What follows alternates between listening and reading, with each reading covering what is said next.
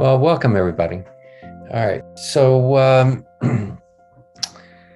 we appreciate any suggestions to help run this meeting, so feel free to jot them in the chat room or even connect with me afterwards. Make sure you're on mute if you're not speaking. And we welcome new members. We're really happy to have you, and please shout out if you have something to announce, or if you'd like to put something on the agenda for next month. Now, let's see, we're here. We're going to share some knowledge, ideas, and resources to find the solutions to the homeless crisis. Now, we're a policy meeting. Sharon, Nancy, you want to speak to what we talked about earlier at the policy, and Charisma too, briefly? Nancy? I came in at the end and I was just hearing Charisma's story, so maybe it'd be better if she Certainly. wasn't. Sure. Charisma, are you here with us still? Yes, I am. All right, so real briefly, let's speak about your situation. Go ahead. I'm a HPD Section 8 voucher holder trying to retrieve a 2-bedroom apartment, and I've been looking for now almost a year. Okay. And you can't seem to get into the new housing, of course. Your current situation is not comfortable. You have problems with the landlords. The upkeep on the apartment is a real problem, and your voucher is about to run out, and you've been having lots of trouble finding a apartment, correct? Yes. Okay. So Charisma really needs help here. She's been with us for a while. And if anybody has any housing, we know the lotteries don't work for voucher holders. We know the new, housing that's on the market doesn't work for voucher holders. And that leaves Charisma searching, the online Street Easy. What else? You're searching Street Easy and Barella, Rent Hop, apartments.com. Mm-hmm. And you're probably going through Facebook and all these other. Yeah, I've looked on Facebook, but that's even less reliable than the apps. Lots of sublets, right? Lots of sublets. No landlords renting. Yeah. So now it's a lot of people renting their apartments on Facebook. Yeah. So there's really no apartments out there, really. They're not building housing. And if anybody can help her with this, please sing out, okay? Lawrence has his hand raised. Lawrence, go ahead. Just speaking to that, since we have a DA here, right this minute, just 200 feet from here, something like 1,000 apartments are being destroyed. They just started doing it yesterday. The Pennsylvania Hotel. And it's being done using information. It was bought by Vornado some years ago, and they ran it into the ground, or intentionally. I've gone through the report, that was called the GPP, the revised report, page by page by page by page, and there's not a single page that is not inaccurate, to the extent where all the Vornado properties, except for one, are in the highest category, no matter what, and all of the rest of the properties are less than that. What a surprise. And you've heard me at some of these things, other venues, talking about how they misrepresent my building, which just went through, the landlord just spent in the last 6 years $50 or $70 million renovating. And they say it's, they were showing pictures from a couple of decades ago. And it goes on beyond that, just crazy. But every single page represented another building.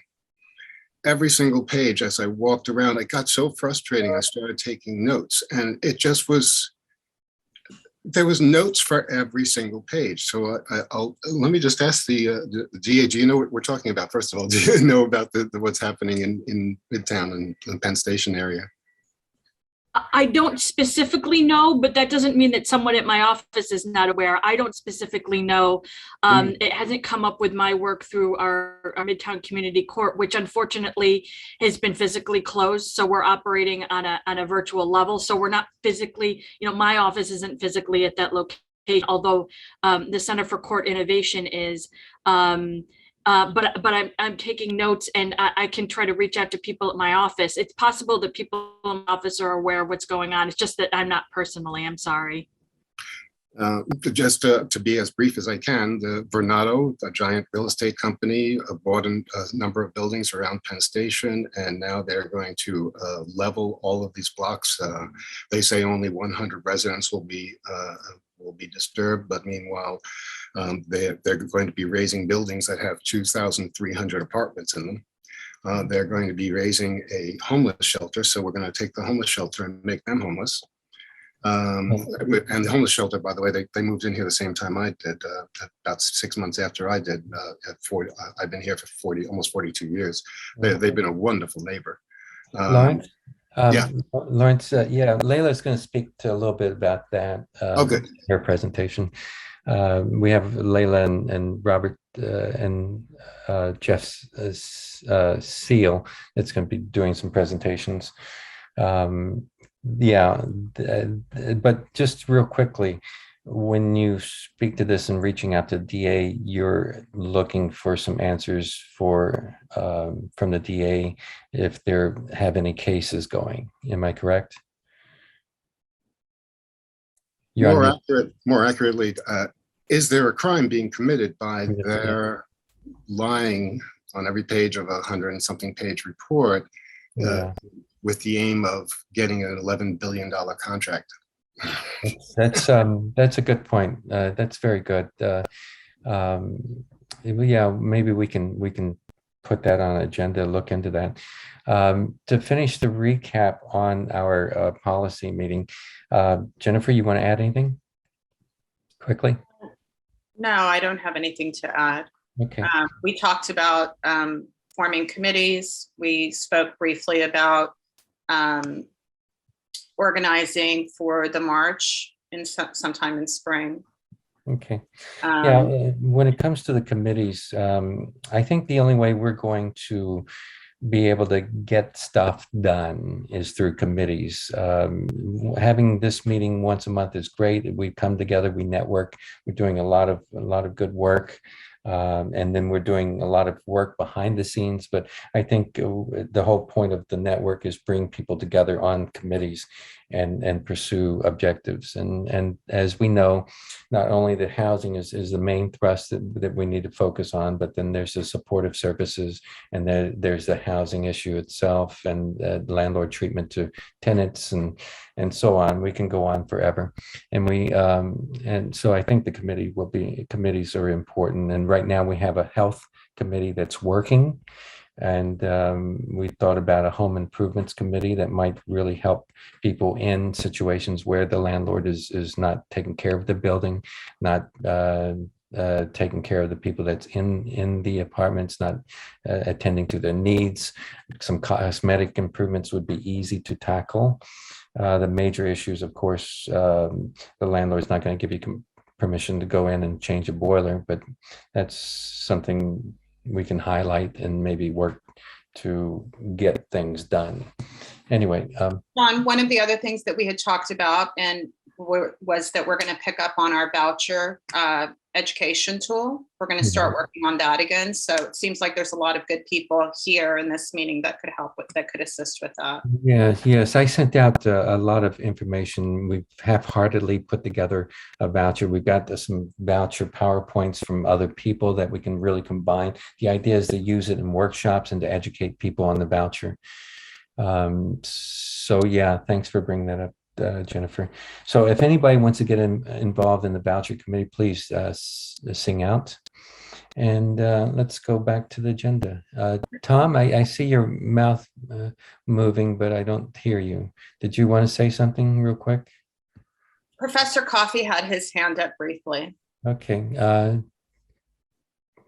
ahead, Terrence. Everyone, good morning. And particularly in relations to the vouchers, I think Charisma's story and her situation is more systemic than we really discuss, and a lot of this actually lies into the space of a stigma and discriminatory practice by landlords for voucher holders.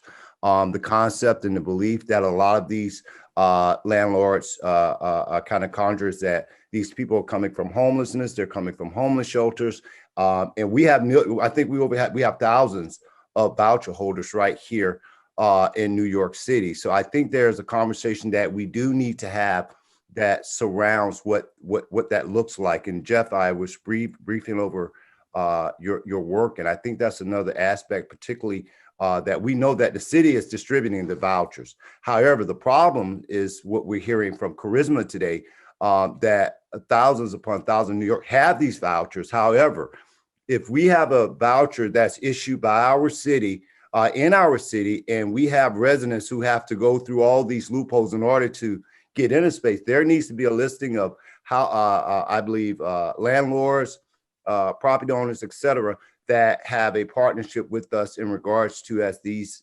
vouchers are secured, that they have a segue in. So I'm going to stop there, but I want us to consciously remember that this is not just an isolated case. This is very systemic throughout the homeless system, our homeless system, with residents of New York City securing these vouchers, but finding it difficult to move into these spaces. So I'll stop there. Yeah, no, excellent point. And you're absolutely right. So moving on. Marnie's hand is raised. Do you want to acknowledge her? Sure, Marnie, go ahead quickly. Oh, hi. I just wanted to say I actually have some pretty good news about helping a young mom with her 2-year-old daughter who's in a shelter in Brooklyn. A person named Adam Ulian, I actually invited him to this Zoom. I'm not sure if he's on.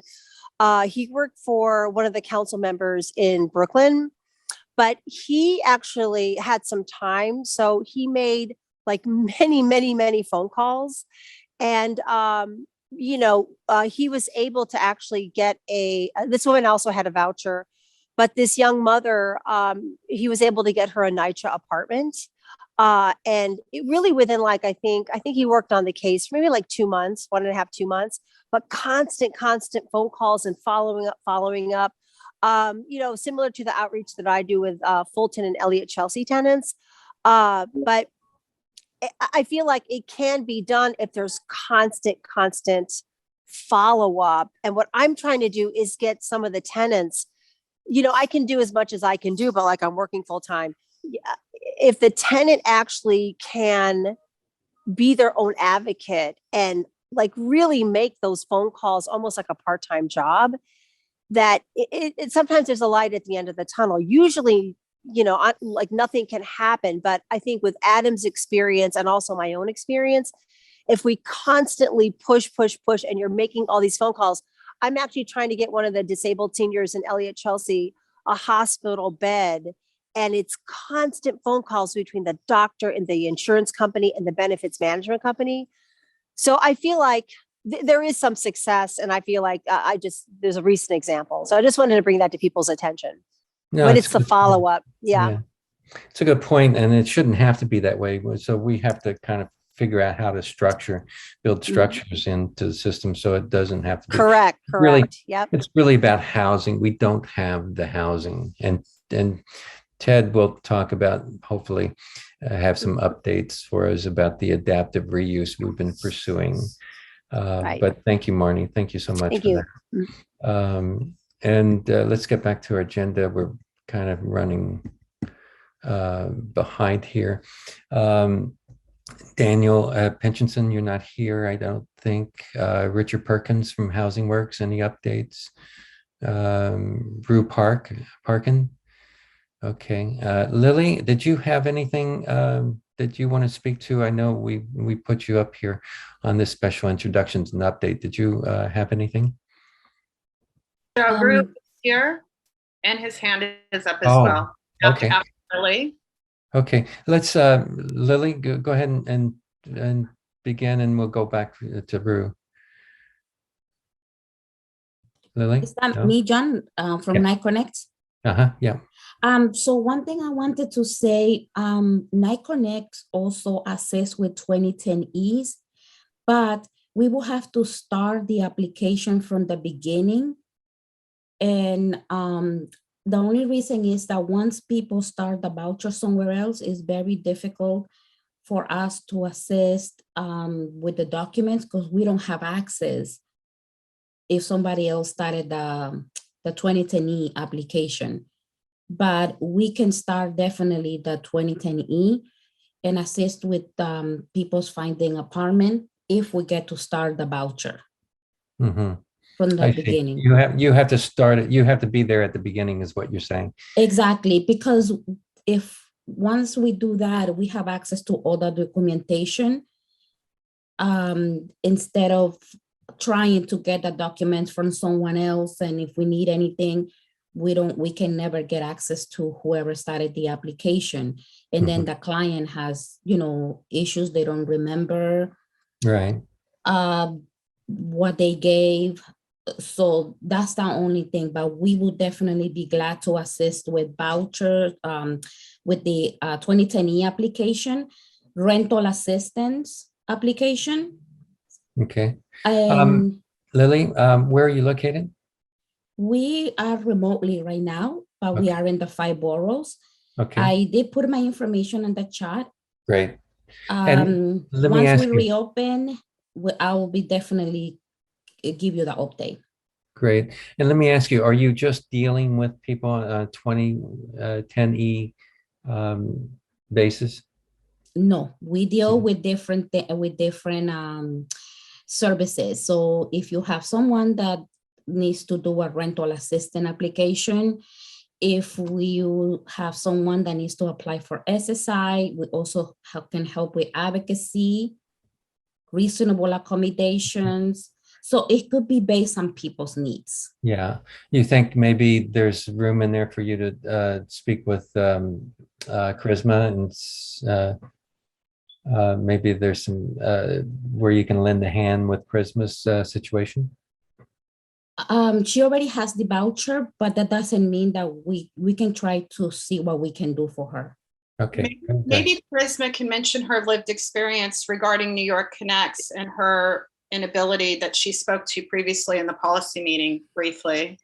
And I just also want to mention that we Night Connects, but we're not Night Connects housing. It's Night Connects at Center Independence for the Disabled. Okay.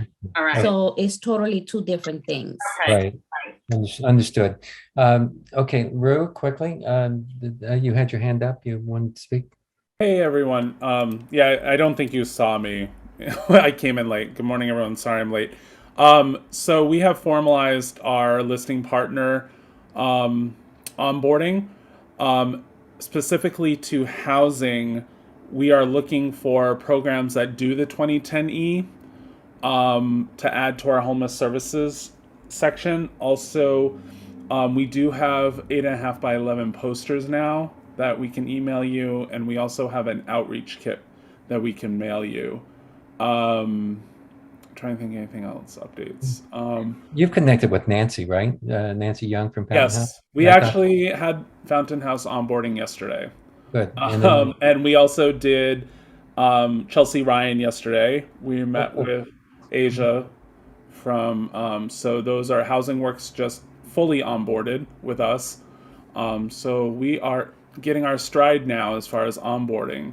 We're about 40% through our audit. So maybe Lily's group Lily, that's why I mentioned the 2010E. And also, please sign up for our mailing list, because we are going to be putting together a listing of realtors that specifically know and have actively placed people with vouchers, from HASA to City FEPS to any voucher. we're going to be sending that out. We're working with the New York State Realtors Association on that. So please sign up for our mailing list and you'll get all the updates. Thank you. Great. Thank you, Rue. Philip, are you here? Yes, thanks. I'm Philip Malbranch. I'm a volunteer activist, community organizer, mostly as a writer. I've had the long-term experience of homelessness and serve on the board of directors that care for the homeless.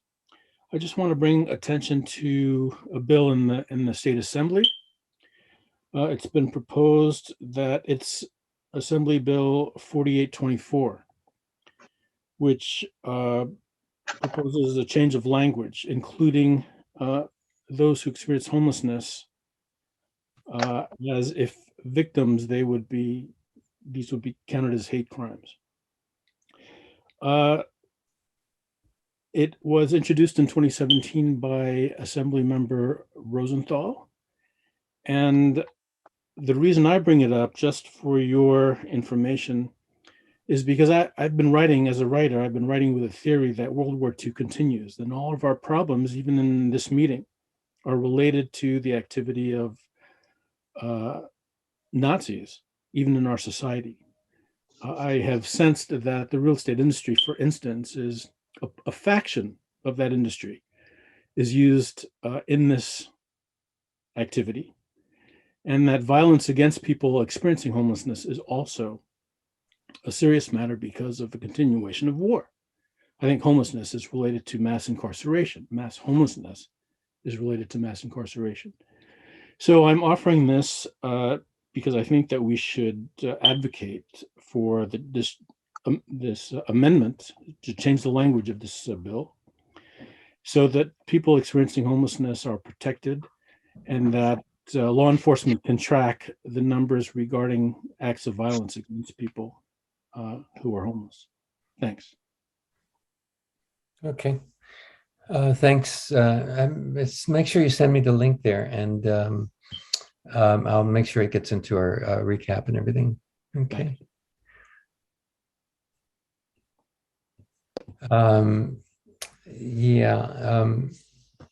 Daniel, I agree with you there. That's a little strong. Daniel mentions that the comparing parts of the community to Nazis is not something we want to delve into, I think. I hope you understand that, Philip. Yes, I do. I just wanted to explain where I was coming from and why I... Yeah, sometimes you need more of a long-term discussions for that. Thank you, Philip, though. Thank you. Let's go to our speakers now. And if we missed anybody that wants to make an announcement, we'll hit them at the end. We have two speakers, Jeff Seal and Layla Law-Gisiko. I hope I said that right. Anybody have You nailed it. I did? Okay, cool. Anybody have a time constraint, Jeff or Layla? I do actually, Okay. But I'm not close to my time constraint, so I still have, I'm able to stay, but I have a hard stop at 10:30. Great. And Jeff, you're okay? Yeah, I'm good. Okay, let's start with Layla then. And Layla, you want to take it away?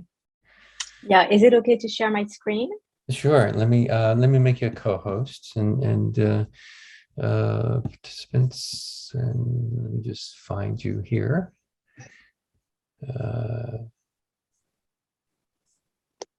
There you are. I'm gonna make you a co-host, and you're there. Okay. And I'm going to drop this here, and you're on. Okay. I've never shared my screen before. Hopefully it's going to work. If not, it's okay.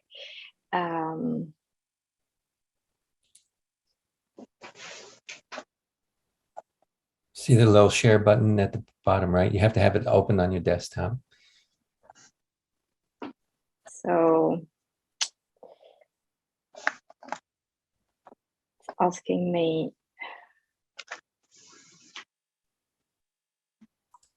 I think I have an issue on my end. Okay. I do not know why.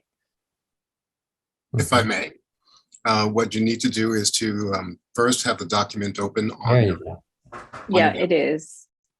You just have it. My computer is raising some security and privacy issue, Uh, and I need to allow the app to control the computer, which I would gladly do, but it's not offering me that option. I'll figure that out another day. Sorry about that. So you're just gonna have to listen rather than me showing you some visuals. So my name is Layla Law-Gisiko. I am a member of Community Board 5. I'm the chair of the Land Use Committee. I am also running for Assembly District 75. I have been very involved in the past 2 years in the Penn Station project that has known a number of names. When it was introduced by Cuomo, it was known as the Empire Station Complex. Now that Governor Hochul has taken over, it is known as the Penn Area Project. And in essence, it is the same project.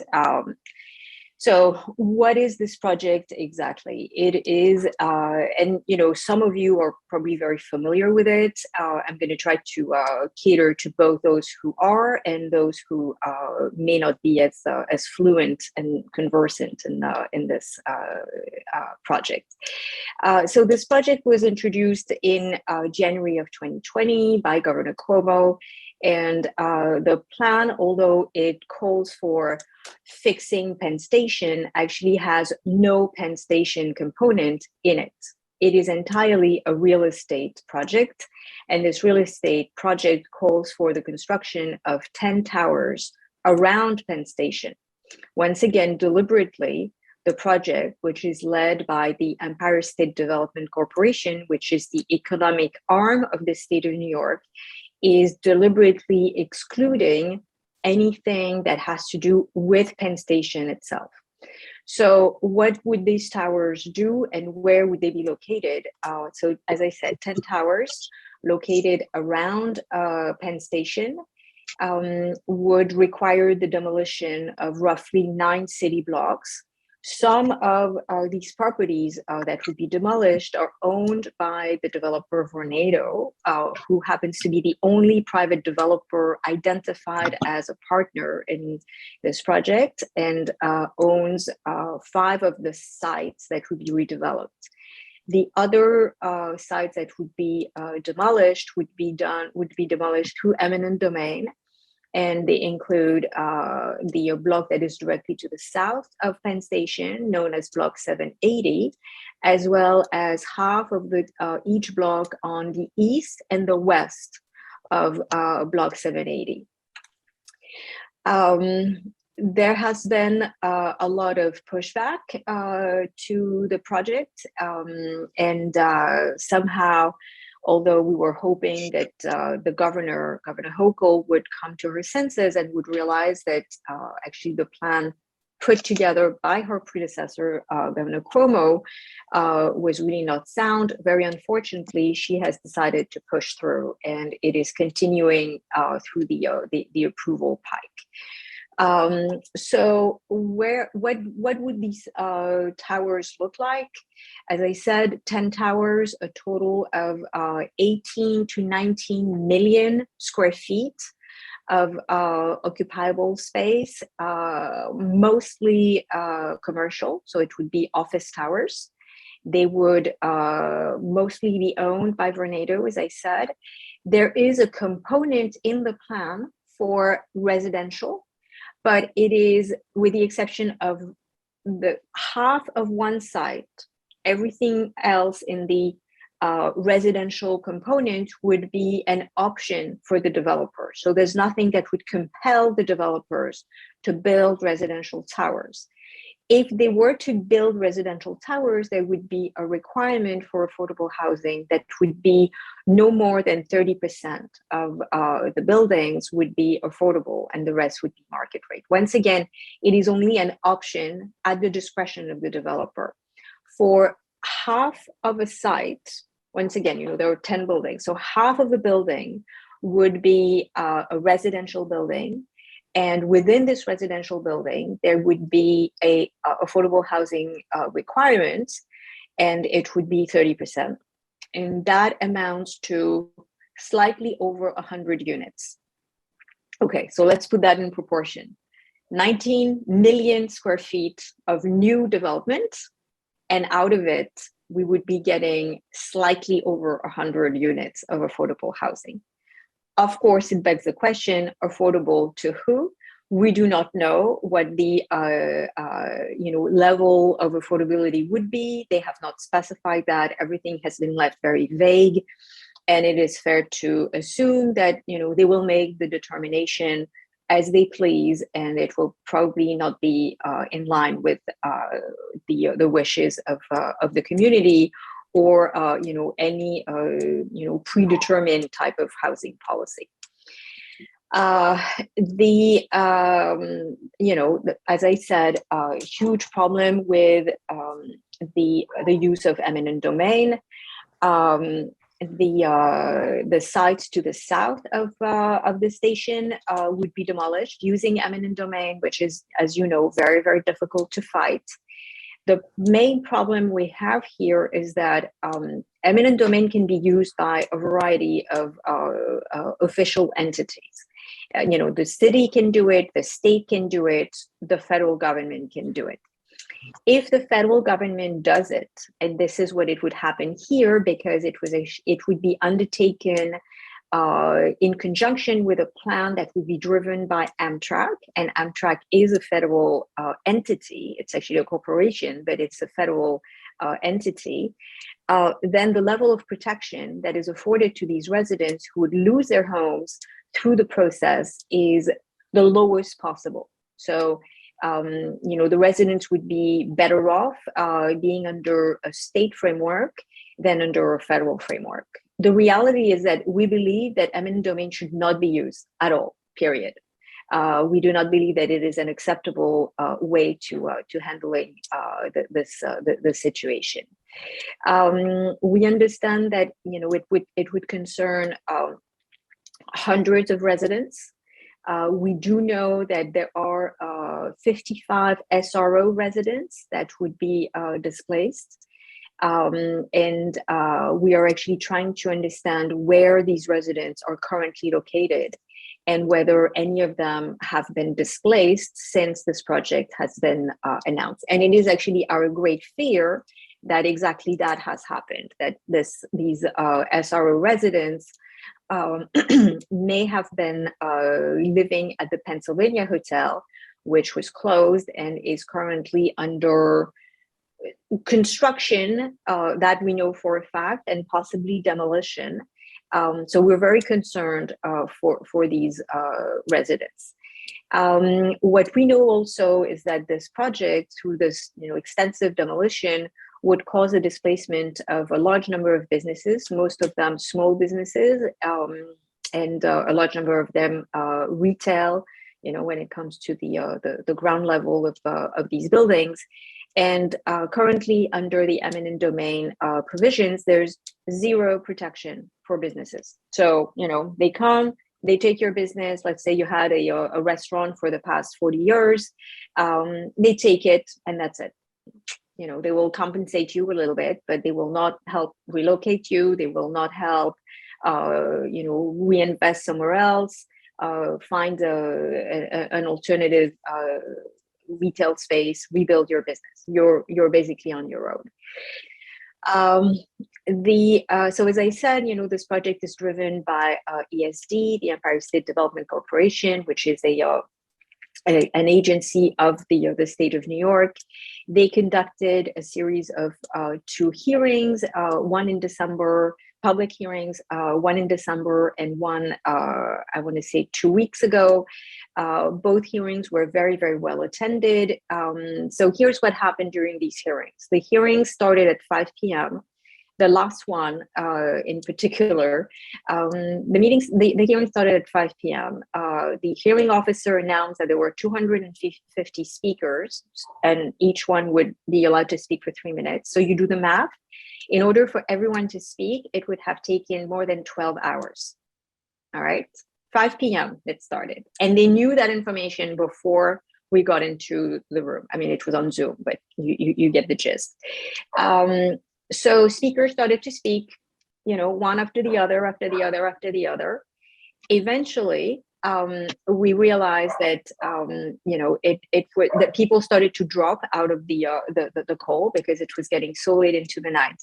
The last speaker to speak at that event is a resident of Block 780. And this resident has been living there for 40 years. She has a sick daughter that she's caring for. She was afforded to speak at 1:20 a.m. So although technically ESD fulfilled their requirement to provide the opportunity to speak, it is not in the spirit of a public hearing. You shouldn't have to wait until the middle of the night to speak at a public hearing to try to save your home. So I think that, there's a great deal of resentment because the project sucks, but also because of the process and the way people are being treated. We've had a very difficult time getting access to information. We've made some progress, but it was requiring great efforts on our end. And now in these public hearings, it is really not acceptable to hold hearings so late for people who are at risk of losing their homes, to be asked to stay up for so late at night. So basically this is where we stand today. What is going to happen next? ESD now has completed all the tasks and run all the meetings and hearings that they had to run. So they are once again technically in compliance with the environmental requirements of the state of New York. They are now back to the drawing board, and they're going to work on what is called the final EIS, final environmental impact statement. Once this document is finalized, it will allegedly incorporate the comments, feedback, concerns that various stakeholders have expressed, whether it is residents, the community boards, the elected officials, more recently, the City Planning Commission, which is a city agency who issued a letter saying that they cannot fully support the plan. So technically, ESD has to incorporate all of that and present a final project that would be a better project. Of course, that remains to be seen. And we anticipate that, very unfortunately, the modifications will be minor and will not address the core of what we're dealing with. Once this final EIS is presented, it will be then submitted to the directors of ESD, and they will take a vote. It is important to note that the directors of ESD are all appointed by the governor. So it's sort of like a useless step. We know they're going to approve it. Whatever is in front of them, it is likely will be approved. Then it is going to go to what is known as the PACB. And I'm sorry to bore you with all these acronyms, but it is really important. Public Authorities Control Board. And what this board does is that they're going to review the proposal specifically on the money, how much money ESD is going to issue in bonds and how much revenue they are planning to receive. This is our last opportunity to basically get this project derailed. So it is, sorry for being technical, and but it is really important to understand that the project has progressed so far that, short of, some political action, which we haven't seen so far, we're going to have to really tackle this on the technicality. So, I'll stop here. Maybe there are some questions I'm happy to address and answer. But I want everybody to remain really focused on the impact that this project would have on our housing stock. It would be devastating. Layla, I'm sorry, just to be clear, when does it go to the PACB? We do not know, because it will be conditional on when it hits the director of ESD's agenda. We anticipate basically what they're telling us. All I can say is what they're telling us, and what makes sense. They tell us it's going to take them 2 months to put together the final EIS, which is like speed record. I mean, it's just crazy insane, but that's what they're telling us. We'll see. Once they have the final, they're going to present it to the directors. The directors will take a vote. So let's say, we are in February, March, April, May. We can assume that, they would be voting on, the directors would be voting on it in May. And it would basically go to the PACB soon after. So it would hit the PACB in June, July, which, typically that's the kind of stuff that you see. They basically try to get the very, very, very heavy lift in the middle of summer, because they know that community, the media, the civics, the electeds are less engaged. So, I've been on the board for 16 years, and every single year, in the dead of July, whether it's, the July 4th weekend or, in the dead of August, this is where the major projects get voted on. It's wonderful you connect those dots. We have a list of directors. It is available on ESD's website. I would be happy to share that. Don't hold your hopes too high. When, as I said, they all have been appointed by the governor. Some of them are, leftovers from the Cuomo era, and they are all very loyal to this proposal. Yeah, I expect that. What about bringing down making sure they hear us? Do you think that would do any good? So, those hearings that ESD organized, once again, they are in compliance with the rules and regulations. But it is important to note that no one from the directors was there to hear us. Mm-hmm. So, we basically sat through, like more than 8 hours, but we're kind of technically, speaking to a vacuum. Those who are supposed to hear us because they're going to make the final determinations were not in attendance. The staff of ESD was there, but those who make the decisions, the directors, were not in the room.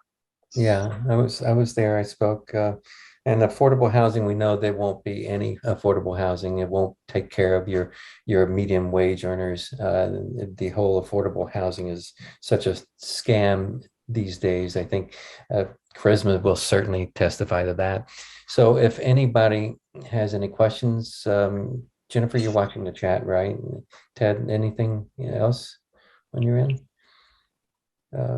Questions? No? I don't have anything to add. I think Layla put it pretty succinctly. I think that there are a number of law firms that specialize in this kind of thing. I don't know, Laurence, if, I know that there's a group of you that have been working together on this. It seems a little bit 11th hour at this point, but at the same time, that's when the battles get won or lost. So I don't know.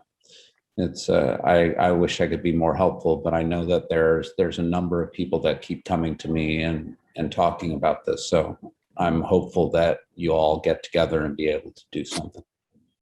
The one thing I would say is that we are absolutely winning the media battle and the public opinion battle. And it was, trust me, it was not a given, because literally last year, nobody knew about it. Yeah. Absolutely nobody. It was, we would talk to people, even people in the real estate industry, neighbors. They were like, what? What did they wanted 10 towers? What? Crazy. They did not know about it. Yeah. So not only we have now, a better, sense of that, this is happening, but also on the public opinion standpoint, we're winning this battle, and it's going to be very, very difficult for this plan to be approved in a sort of,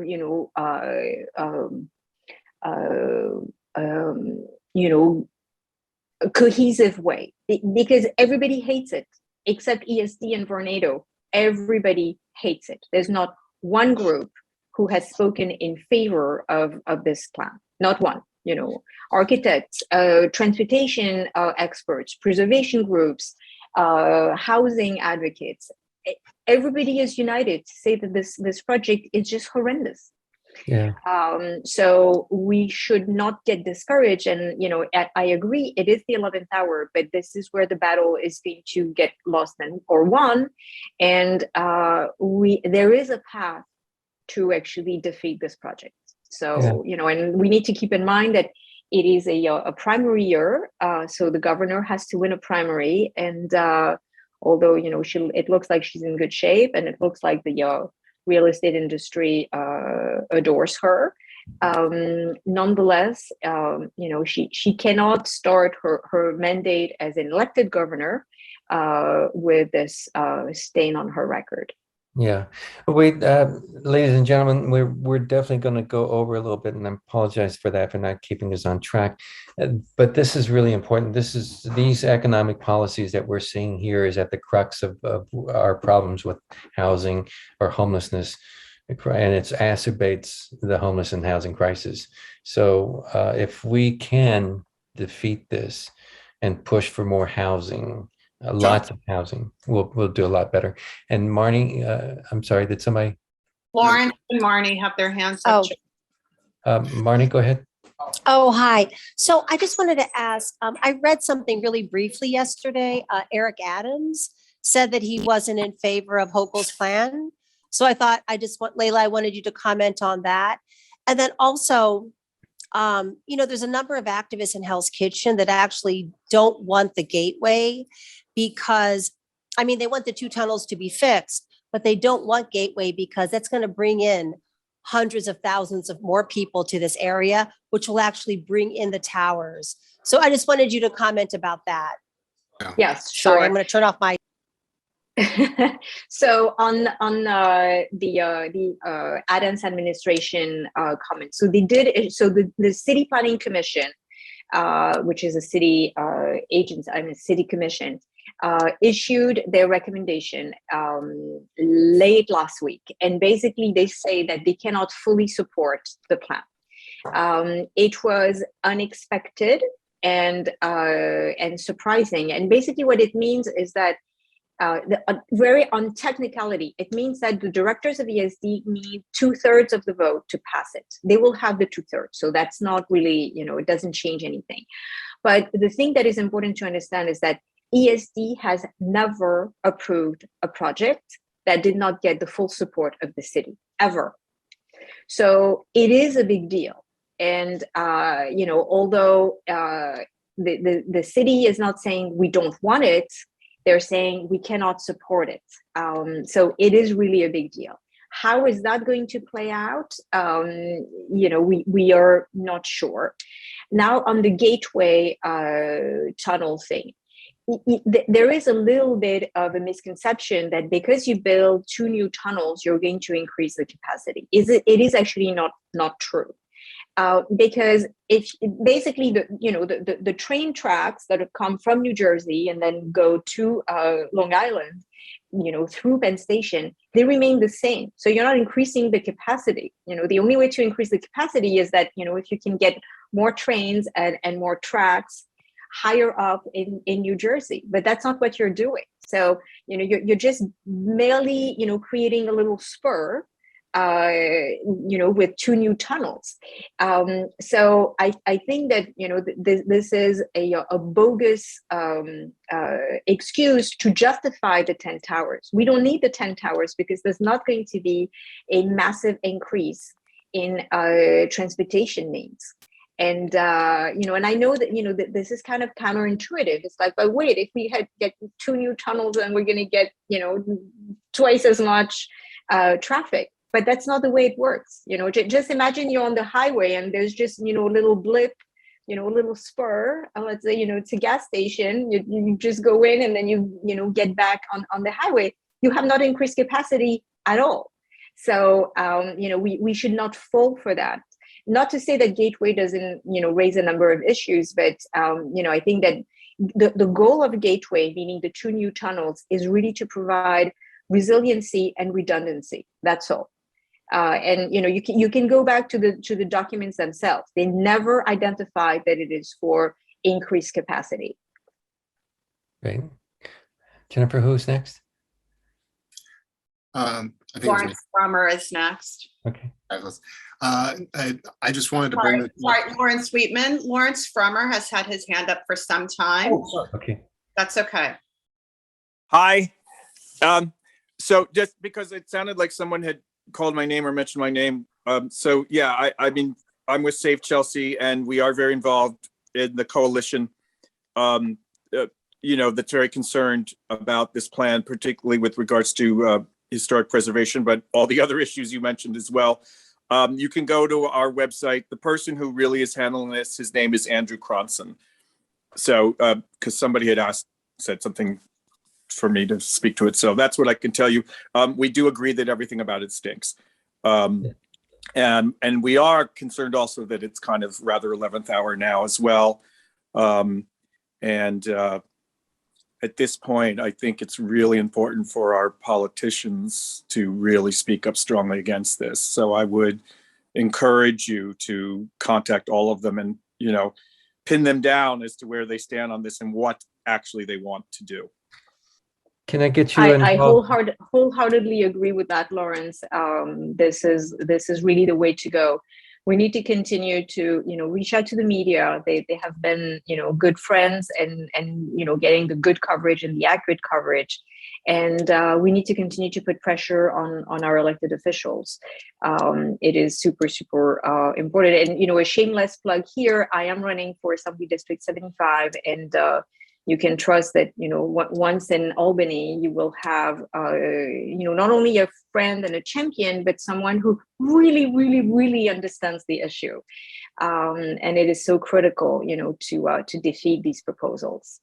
Okay. So again, I'm not going to take up time with this, but because someone called my name, I would just say you can go to your website. You can speak with Andrew Cronson, because I'll just leave it at that. We've spoken extensively about this. Right. So, okay, bye-bye. Okay, great, thanks. One more, and then we have to move on. We're way behind. Lawrence Sweetman is next. Okay. I just wanted to ask the ADA if anything we've said, if that brings up the possibility of criminal intent on part of Vornado. I couldn't determine that based on what I've heard today. I've taken notes and I listened to everything that's been said, and I'm taking some notes, but I certainly couldn't make that determination, unfortunately, just based on what I've heard here today. But I have been listening and taking notes and tracking it all. So if I can interject very, very quickly, I would say 2 things. The first one is the state controller actually does audits, and in terms of the way ESD is behaving, maybe more of the state controller's purview. The one thing I would say on the legal component is it is worth noting that Steve Roth, the head of Vornado, was actually part of a task force in 2018 appointed by Governor Cuomo to actually make recommendations on this project. Okay, and Vornado is a publicly traded company. So, I don't know how that plays with the SEC rules, but, it is rather odd that, the head of a publicly traded company would be part of a task force that would make recommendations. And then these recommendations would be exactly what is going to contribute and benefit to this one and only developer who, by the way, is creating a tracking stock specifically for this project, meaning that investors are going to be able to invest specifically on this Penn campus, rather than having their investment diluted throughout the entire company. So there is obviously a great deal of capital to gain by Vornado. And, I do not know whether that falls into the pay-to-play rule of the SEC. And I do not know that the state of New York has laws that prohibit a particular individual to actually make recommendations to a state agency from which he would directly benefit. But, you know, I'm just bringing it out because you're the lawyer and I'm not. Thank you. That was a good point. And anyway, we're at 10:30. Jeff was our other speaker. I seems like we could go on with this discussion, and I apologize for letting it get out of hand. Maybe I should have not jam-packed the agenda so much, but all your other questions, make sure they're in the chat. We'll get to them. We'll have, if you have any questions for Layla, I'll forward them to Layla, and we'll get them answered. Okay. And I apologize for this is a good discussion, and thank you, Layla, for being here. Thank you so much for the opportunity. I really, really appreciate it. Sure. Thank you. Jeff, we normally end the committee about right now, maybe 15 minutes after sometimes. I'm not opposed to foregoing anything else on the agenda to let you speak. If you want more time next month, that's okay too. I'll leave it up to you.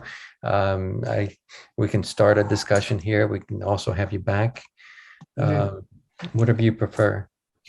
Yeah, I did not prepare as much as Layla has. I just can talk in general about my the documentary I made and answer any questions. But yeah, whatever works for you. I can stay on now, and Okay. but yeah, thanks for having me.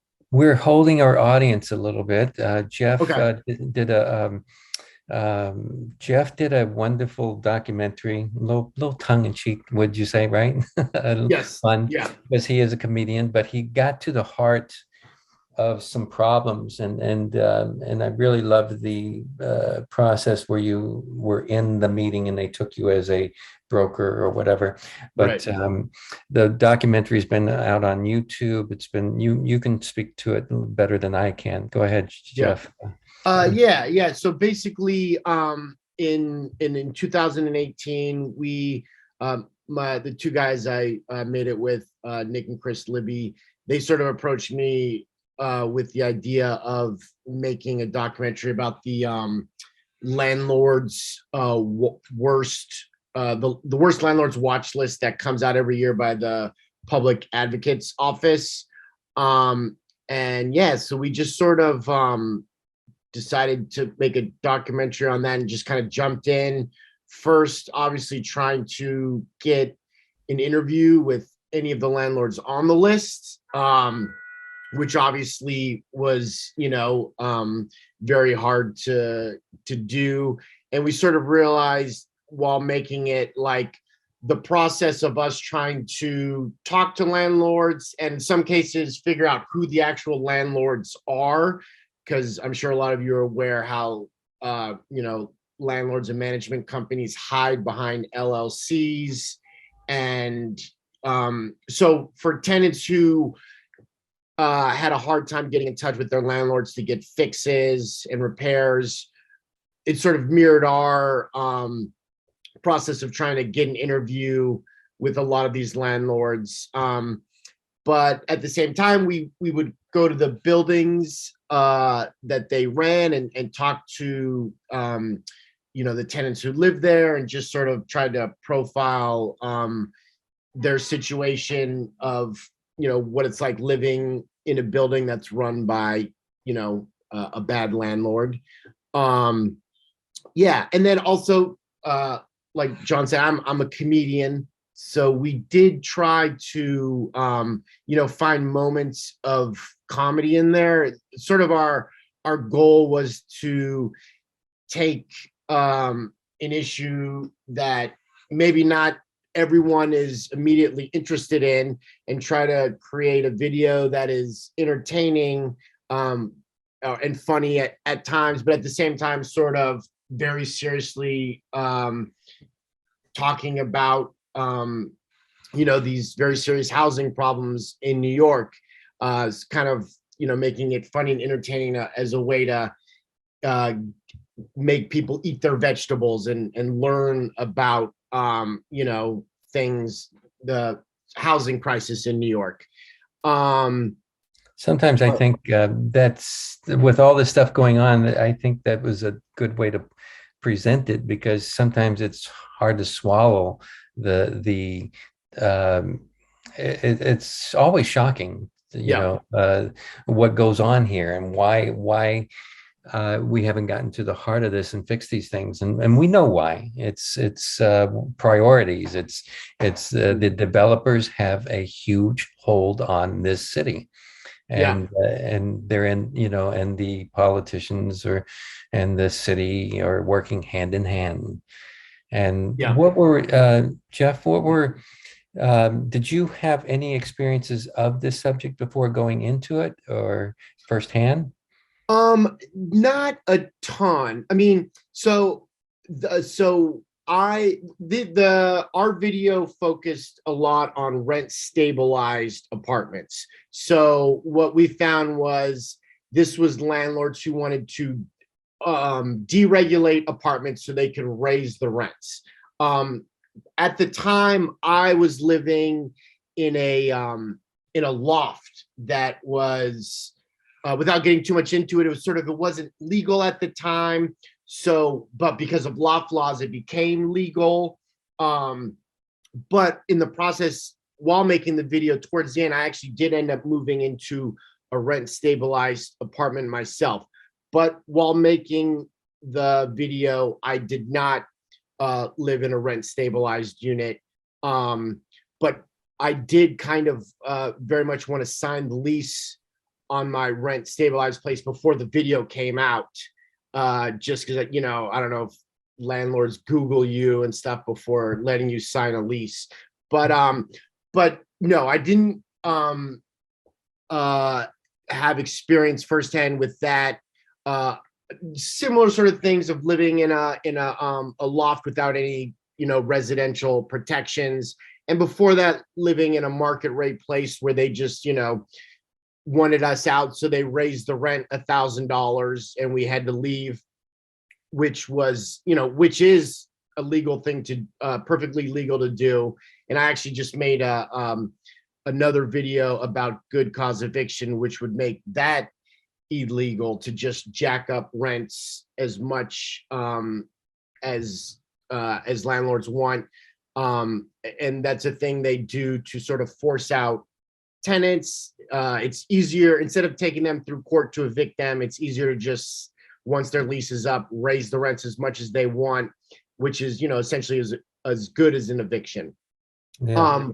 But yeah, in making the video, it was a long process of educating ourselves as we went. We just kind of jumped in and made it, and had interviews with experts, talked to tenants, and learned a lot in the process while making the video.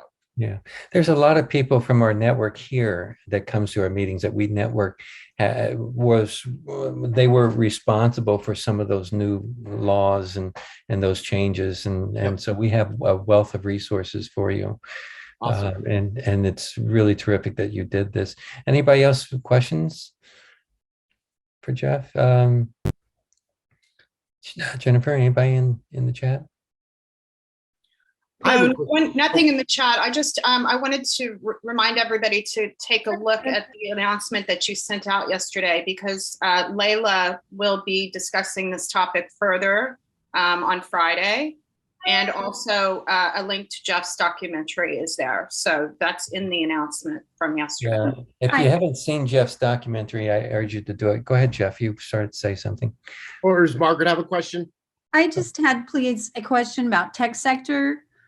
Startup community that Governor Hochul has been very vocal about her support. And have you interviewed any tech sector, like, Facebook, Amazon, Apple, Google, that are huge stakeholders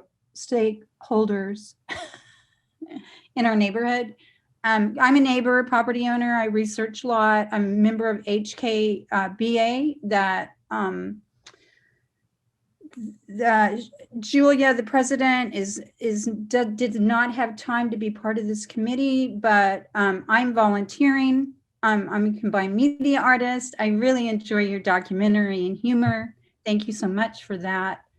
Margaret, just a quick question to that question. It's on tech sector, and it's in the chat. If you look, I just posted it to Jeff and everyone. Yeah. It's the tech sector.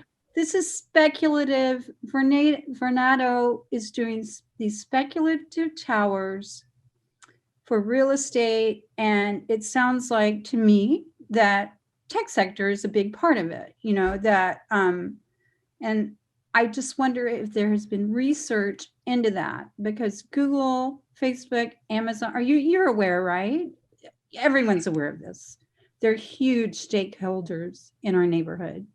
And I'm just wondering if that has been addressed, because Governor Hochul has been very vocal in her support for startup community. And in the January 20th meeting, which I didn't get all of the details, but I believe she's been vocal about putting lots of money into the startup community, which is great, but we're just very, very concerned the sacrifices in this neighborhood, and there's too many people involved and too much culture and significantly, you know, there's too much in this neighborhood to risk. Margaret, for clarity, the tech sector, are you speaking of them as startup? Are you saying community, tech sector, yes, the startup community that Governor Hochul refers to is Jeff, tech sector, and we do have huge tech sector investors in our neighborhood that have major multi-million-dollar leases and have purchased multi-million, billion-dollar properties in our building. And a lot of that is public record. They're moving in. We have Amazon offices right across the street, and Facebook, and of course, Google has been in Chelsea for a long time. But what are you saying? Okay, I'm asking if there's been more research into Governor Hochul, her dedication and promises to the tech sector for the startup community, and if tech sector has been interviewed, what they think about sacrificing, you know, this great deal of culture, treasure, and humanity for startups. And I'm just wondering if that issue has been explored, because that, you know, it really looks like are they being duped? I mean, you know, they don't want that. Margaret, that's a good question. That's a very good question. Jeff, can you answer? Thank you so much. Jeff, can you answer to that? I haven't looked into that. Not for the first video, the video about it was mainly about the landlord's watch list. But I am like, I've just being on this Zoom I've been learning a lot, and I'm always sort of looking for what the next kind of video to make could be. And so, I mean, I've known a lot about Vornado, but haven't been aware at all of Hochul's. I know Hochul gets a lot of donations from the real estate industry and is very connected with them, but I hadn't really known too much or thought about her connection to the tech industry. So thanks for bringing that up. She's been very vocal about that. And I'm pretty much alone because my neighbor's here, but this is multi-million-dollar, billion-dollars. Right. You know, I have neighbors, they're putting, you know, their life savings. Margaret? Okay. We have to move on. Shams, let me get a couple of questions here. Annette had her hand up first. John. Annette from Vocal. Oh, Lynette. Annette from Vocal New York. She had her hand up first. Where are you? Go ahead. Lynette. Hello? Maybe Is she she gone? stepped away. Okay, go ahead, Sham. Shams, go ahead. Well, I think T. Lawrence wanted to respond to that other statement. Am I correct? Yes, I can do it very quickly. Just to make Sure. clear, the tech sector and tech startup are very, very different animals. What this program, what this thing would do, this Vornado thing would do, is ensure that there'll be never another startup anywhere near this community. There'll be never another artist anywhere near this community. There'll be never anything anything that relates to a startup anywhere around here. That's what it would do, because it eliminates everything but Class A office. Lawrence, very good. Okay. Very good, Lawrence. No. Facebook has Okay. public records. That's a different Facebook concept. and Amazon have- Facebook and Apple, they want old buildings. They all across the country, they invest in old has buildings. $1 million of. All right. They're in the Norman Foster Hudson Yards right across the street. They've Okay. signed the lease. Okay, They're we can in new always put this buildings. back on the agenda, They but are right now in new buildings. we're at 10:45. We're way over. Let's get Shams in, and if there's anybody else, real quick. You're and close not the just meeting. buying old buildings. Facebook All right. has. Okay, and it's Margaret. public record. I looked it up online. They're Margaret. going to be right Margaret. across Margaret. from Margaret. Pfizer. I'm gonna say something, okay? Let me talk. No, I'm on your side. This is what happens, divide and Did conquer. Did Okay. Annette get back? Get back? Neighbors. Thank you so much. Did Annette get back yet? Shams. Okay, so I'll go. Basically, I just was going to Jeff. I'll keep it real short and simple. First of all, I want to say hi to everybody. You know, I'm glad I stepped in. Thanks for I see being my here. local family in the building, all of you that are here. So I want to definitely get to see the documentary, and I just like the idea of centering the issues through creative means. Some of you may know that I'm actually acting in a play called Address List that deals with homelessness, and I play a homeless, obviously a homeless character in there. And I'm finding it interesting how people are able to learn through that medium. You know, so acting something I never did. So it's an interesting thing. So I definitely look forward to seeing that. The other thing I wanted to say, something you touched on that I'm actually looking at, is the idea of how to bring rent stabilized units online. Many have, like I'm working with some of the organizations, some landlords and stuff throughout the city, and we're getting a commitment to initially start. I'm being told that there's nearly 20,000 empty apartments throughout the city. And I'm getting a commitment from them to put up at least 5,000, like almost immediately. There are certain things that they're looking for that I'm trying to, that some of it makes sense to me and some of it doesn't, obviously. But there are some things with that make sense in order to be able to utilize our vouchers. And I'll just give you a quick example.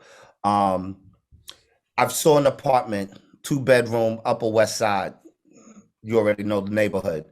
I'm sorry, 1-bedroom, Upper West Side.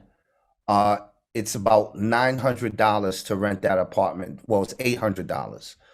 And if I go there with my voucher for $1,900, my City Febs voucher, that landlord is not able to take the voucher at that rate. The landlord would only be able to charge $800.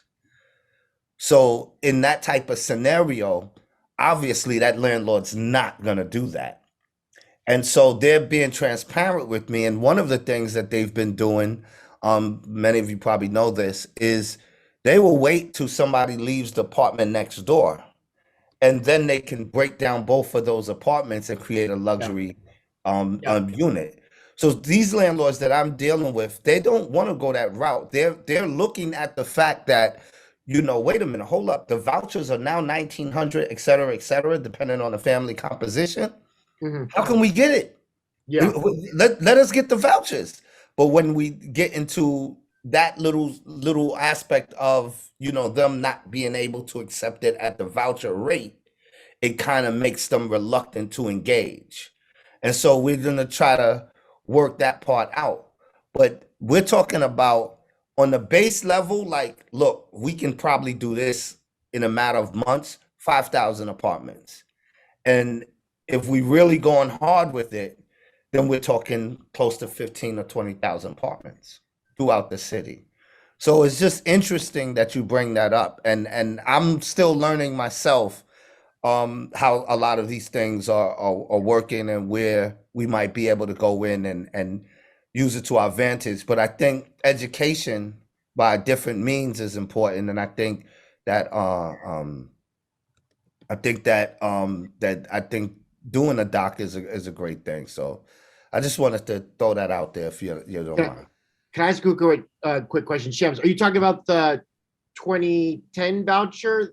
Is that the same thing? Or is this no, the 2010 vouchers are for supportive housing. So that's, they asked that question too, because a lot of them are uneducated in the vouchers. So a lot of them they're being straight up. They're like, look, does that mean that I'm going to have someone with mental illness? Am I going to have someone with substance abuse, this and that? I said, no, not at all. I said, those vouchers are for people that are getting supportive housing, unless you want to get into supportive housing. But the city FEPS vouchers is for anybody that may need a supplement for their rent. Am I correct, Milton, on that? Okay, yeah. So we're specifically talking about the other vouchers, whether Section 8, city FEPS, and I think there's one or two other vouchers that don't fall under 2010E, which is still a great thing. But that's what we're going for in terms of to build more supportive housing throughout the city. Yeah, they've been pushing to combine those vouchers all in one, the city and the state, and level out the income. That was surprising to me, Shams. I always thought they could adjust. I knew I thought it was up to X number 15 or whatever it is. I think they've up to it 19 or something. But I was surprised to hear that. Actually, you brought something new to me, and maybe someone else. Is any of our CUCS here? Anybody? I know of quite a few people jumped off. Is there? Yes, I think 2 people were on and both they had to leave the lead. Also, real quick, in terms of what Shan was saying, like, after 2019, the laws passed, as you all know, it permanently protected the rent stabilized units, but of course landlords will always sort of find a way around it. And that's one thing they're doing is combining 2 vacant apartments so they can, deregulate it, or they're keeping rent regulated. Yeah, or they're just keeping rent regulated apartments empty, rather than renting them. Maybe they're hoping they've got a bunch of lawsuits that they are, hoping to strike down these laws in the courts. Or I think also, like, with the, the affordable housing that is, they are developments with the 421A, they're forced to build. A lot of times they keep those empty as well. I could be wrong about that, but I know that oh, it is. Okay. Yeah. They would rather keep apartments empty rather than rent them below market levels. So their property is worth more on paper. And so there's always, as landlords will always find a way to, extract as much profit as possible. Okay, we have one more question. We have to really close this meeting because we're way over. And again, I apologize. We lost quite a bit of our audience. Althea, you have your hand waved up. Althea? Yes, can y'all hear me? Because it's hard to see. The sun is in my eye. Yeah, I would just piggyback a little off of Sham. And congratulations, Sham. I got to come and see your show, too. Yes, I'm out there with the Homeless Union of Vocal New York. We have an issue, even though the voucher was increased, because people wasn't accepting the other voucher, which was about $1,200. That's another problem we have. Since we increased it, still not being, apartments still not being able. So I don't know how we will be able to address that situation. Althea, you're going in and out. Since they I'm increased sorry. it, repeat that. Yeah, I'm sorry. I'm in the screen. Yes, since it was increased in June to the fair market rate, the vouchers, Right. because the landlord at that time wasn't accepting the voucher at the rate that it was, from 1,200 Right. whatever to the 1,900, and so we still having the same problem in renting out these units. Now they got the fair market rate. Then now what? You know, what is the problem now from them? You know, open up some of these units so people can be housed. Yeah, I So- hear you. In fact, we had a discussion about this. We knew that wouldn't solve the problem. It helps a few people, but there's a whole host of problems even with the voucher. And this is something Prisma. I'm sorry. I like the fact that the Professor Terrence was talking about that we should have a list of the landlords that is partnered with the city, so we can have more transparency as who are available with these realtors to house and use these vouchers. And how can we get that?